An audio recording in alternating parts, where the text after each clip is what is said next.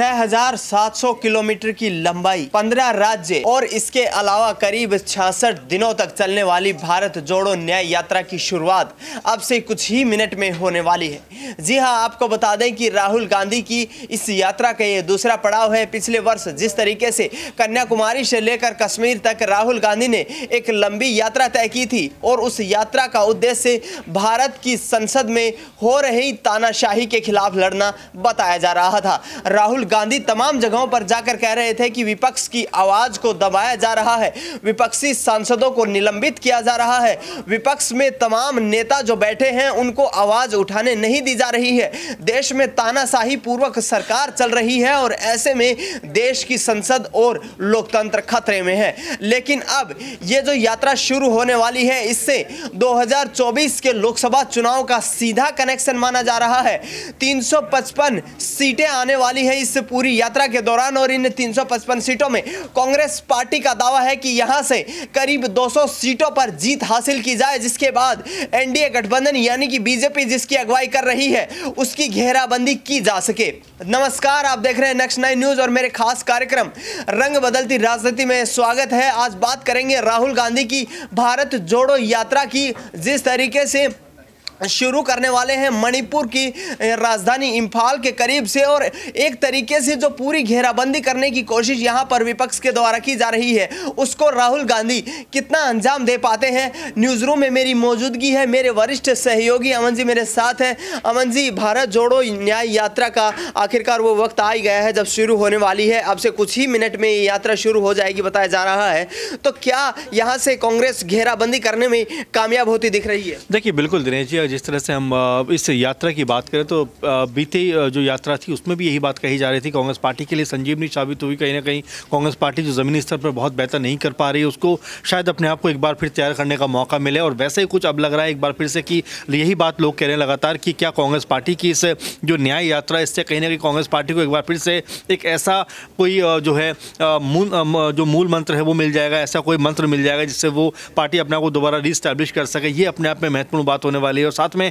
ये भी महत्वपूर्ण बात होने वाली है कि क्या राहुल गांधी की अगुवाई में एक बार फिर से कांग्रेस पार्टी बेहतर प्रदर्शन करने को तैयार है, क्योंकि इससे पहले भी यही बात कही गई थी कि भाई राहुल गांधी अब जो है पूरे देश के नेता बन चुके हैं, अब देश उनको स्वीकार करने लग गया है। लेकिन जैसे ही इन 5 राज्यों के चुनाव होते हैं और 3 हिंदी बेल्ट के राज्यों में कांग्रेस पार्टी की हार होती है, उसके बाद फिर ये बात निकलकर सामने आती है कि क्या कांग्रेस पार्टी भले ही राहुल गांधी को एक बड़ा नेता मान रही हो लेकिन देश में अभी भी उनकी कोई बहुत जो है उनकी इज्जत नहीं है और बहुत ज़्यादा उनका कह सकते हैं वोट में वो नहीं बदल पा रहे हैं लोगों के, जिस तरह से भीड़ उनके लिए उमड़ रही है। तो ये महत्वपूर्ण बात है कि क्या इस बार जो भीड़ उनके साथ में आएगी क्या उनको वोट भी देगी, क्योंकि लगातार जो ये 14-15 स्टेट है इसमें अगर आप देखें तो कांग्रेस पार्टी को महज 14 से 15 सीटें मिली हैं और अपने आप में एक लंबी चौड़ी फहरिस्त है, 300 से ज़्यादा सीटें यहाँ से आती हैं। तो ये एक अहम बात हो जाएगी कांग्रेस पार्टी को अब इस यात्रा के बाद कितना फ़ायदा होगा और किस तरह ज़मीनी स्तर पर जो लोग उनके साथ जुड़ेंगे और कांग्रेस पार्टी को चुनाव में किस तरह की सीटें यहाँ से मिलती हुई नजर आएंगी। बिल्कुल, तो यहाँ से नज़र यही रहने वाली है कि कांग्रेस पार्टी अपने प्रदर्शन को कितना बेहतर बना पाएगी।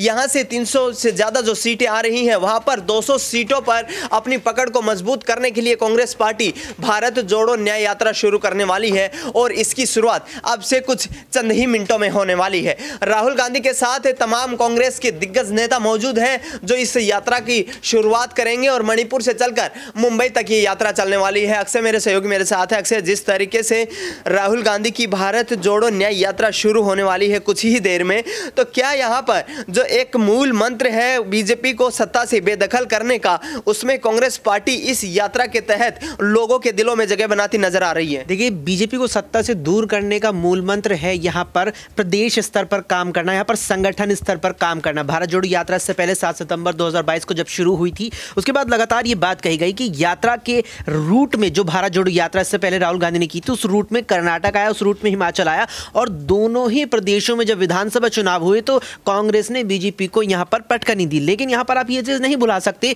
कि कांग्रेस ने जब यहां पर कर्नाटक का किला फतेह किया तो उसमें बहुत बड़ी भूमिका यहां पर डीके शिव कुमार ने निभाई, उसमें बहुत बड़ी भूमिका कांग्रेस के प्रदेश संगठन ने निभाई। हिमाचल में जब सुक्खू की सरकार बनी यहां पर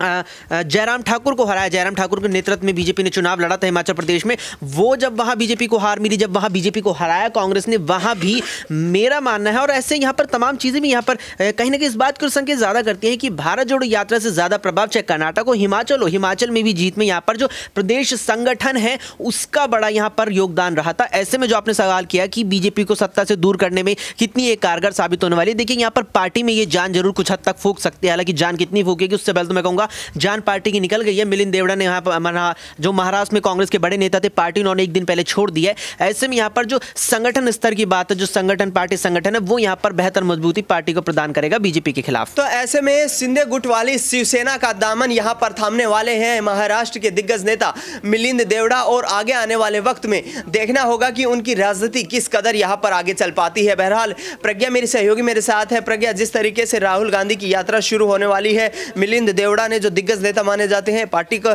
से किनारा कर लिया है, तो ये झटका भी है एक तरफ, और दूसरी तरफ यदि पूछा जाए तो यहाँ पर जिस तरीके से राहुल गांधी ये यात्रा शुरू करने वाले हैं, कितनी मजबूती कांग्रेस पार्टी को मिल पाएगी? देखिए, मुझे लगता है कि अब कांग्रेस के पास और कोई रास्ता भी नहीं है, क्योंकि विधानसभा चुनाव में जितनी बुरी हार का सामना कांग्रेस ने किया है, ऐसे में कांग्रेस को ये कदम तो उठाना ही था। हालांकि ये जरूर कहा जा सकता है कि थोड़ी देरी यहां पर हो गई है, क्योंकि विधानसभा चुनाव के नतीजे 3 दिसंबर को आए और उसके बाद लगभग 1.5 महीने का समय कांग्रेस पार्टी ने ले लिया इस यात्रा को शुरू करने के लिए, जिसमें हो सकता है कि जल्दबाजी में ये यात्रा हो रही है। लेकिन हाँ, भारत जोड़ो यात्रा का जितना इंपैक्ट कांग्रेस और खास तौर पर राहुल गांधी की छवि पर पड़ा था, मुझे लगता है कि भारत जोड़ो न्याय यात्रा का भी फायदा कांग्रेस को होगा, और सीटों के लिहाज से भी कहीं ना कहीं कांग्रेस जो है मजबूत होती हुई नजर आएगी, क्योंकि भारत जोड़ो यात्रा लोगों के दिलों में एक तरीके से बस गई थी, एक ब्रांड के तौर पर देखी जा रही थी, और इसीलिए कांग्रेस पार्टी ने इस यात्रा का नाम भी बदला है, क्योंकि वो जानते हैं कि भारत जोड़ो यात्रा से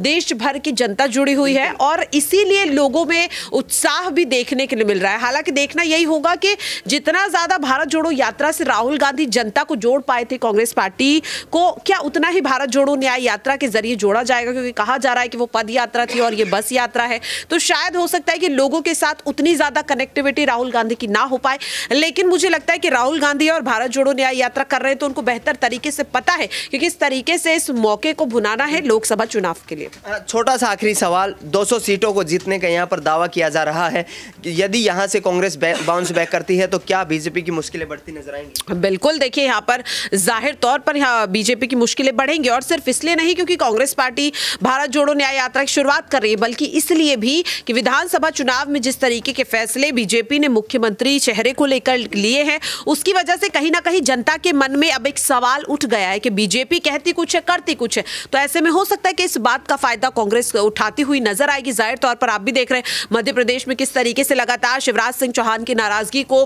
कांग्रेस अपने सियासी फायदे के लिए इस्तेमाल कर रही है। ऐसा ही राजस्थान में देखा जा रहा है, वसुंधरा राजे को लेकर सचिन पायलट और अशोक गहलोत ऐसी बातें बोलते हुए नजर आ रहे हैं। तो मुझे लग रहा है कि जाहिर तौर पर कांग्रेस इस मुद्दे को, इस पूरे मौके को काफी अच्छे तरीके से लोकसभा में इस्तेमाल करने वाली है, और 200 सीटों में से मुझे लगता है जो दावा किया है लगभग यहाँ पर 165 सीटों पर तो कांग्रेस जो है जीत हासिल कर ही लेगी। बिल्कुल, तो यहाँ पर जो है 50% सीटों पर जीत हासिल करने की कांग्रेस की जो रणनीति है वो कहीं ना कहीं कामयाब होती नजर आ सकती है। फिलहाल हमारी इस खास रिपोर्ट में इतना ही। देश दुनिया की तमाम बड़ी खबरों के लिए आप देखते रहिए नेक्स्ट 9 न्यूज़।